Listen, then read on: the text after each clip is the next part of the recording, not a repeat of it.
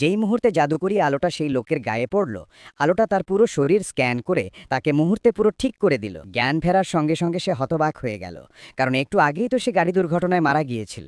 ঠিক তখনই তার সামনে এক এলফ হাজির হলো, যে তাকে দিল ক্যাশব্যাক সুপার পাওয়ার। কিন্তু এই ক্ষমতা মাত্র 24 ঘন্টা ব্যবহার করা যাবে। লোকটা ভাবলো 24 ঘন্টা তো খুব কম, কিন্তু এলফ ততক্ষণে হাওয়ায় মিলিয়ে গেছে। তার জেব খুঁজে পেল মোটে $139 বাকি। তাই সে তৎক্ষণাৎ সুপার মার্কেটে গেল এবং দুটো মাছ কিনলো। আর পরের সেকেন্ডেই এলফ তার অ্যাকাউন্টে $3000 ক্যাশব্যাক ঢুকিয়ে দিল।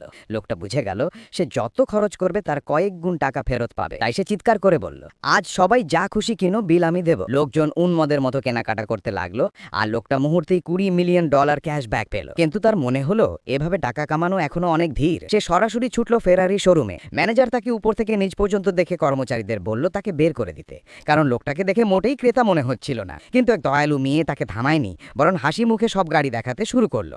এর মাঝে রেগে ম্যানেজার এসে মেয়েটার উপর চিৎকার করতে লাগলো, এ লোক কিছুই কিনতে পারবে না। তারপর ম্যানেজার জিজ্ঞেস করলো, তোমার হাতে কি? লোকটা বলল, মাছ। ম্যানেজার গর্জে উঠল, তুমি আমার কার্পেট নষ্ট করেছো। মেয়েটা বোঝানোর চেষ্টা করছিল, কিন্তু লোকটা শান্ত ছিল। সে বলল, ঠিক আছে, আমি কার্পেট নষ্ট করেছি, এর দাম আমি দেব। ম্যানেজার হেসে বলল, এটা $2 লাখ দিতে পারবে? লোকটা বলল, আমি 5 লাখ দেব। সে তার কার্ডটা মেয়েটার হাতে দিল, আর আশ্চর্য, পেমেন্ট সফল হলো। সেই মুহূর্তেই তার অ্যাকাউন্টে ঢুকলো $50 মিলিয়ন ক্যাশব্যাক। ম্যানেজারের চেহারা মুহূর্তে বদলে গেল। সে অতিশয় সম্মানের সঙ্গে লোকটাকে সব গাড়ি দেখাতে লাগলো। শেষে লোকটা একসঙ্গে 4টি ফেরারি কিনলো। মোট খরচ $26 মিলিয়ন, আর সে পেল $2.6 বিলিয়ন ক্যাশব্যাক। মাত্র 2 ঘন্টা একটি সাধারণ মানুষ হয়ে গেল বিলিয়নিয়ার। সাবস্ক্রাইব করে রাখুন, পরের পার্ট খুব শীঘ্রই আসছে।